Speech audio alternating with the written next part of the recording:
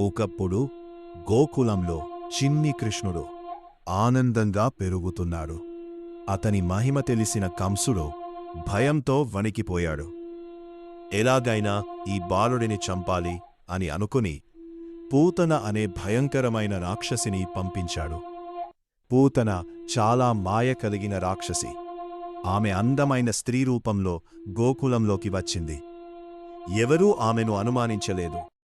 ఆమె నేరుగా యశోదమ్మ ఇంటికి వెళ్ళి చిన్ని కృష్ణుడిని ఎత్తుకుని ప్రేమగా పాలివ్వాలని నటించింది.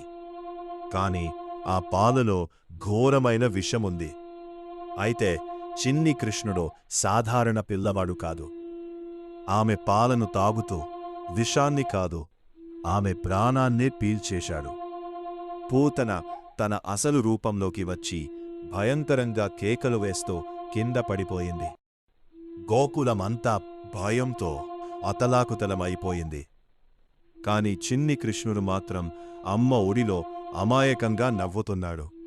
నీతి, దైవాన్ని మోసం చేయాలనుకున్నా ఎలాంటి మాయలో కపటం పనిచెయ్యవు. ఇలాంటి మరిన్ని శ్రీకృష్ణ లీలలు వినాలంటే మా ఛానల్ని లైక్, షేర్, సబ్స్క్రైబ్ చేయండి.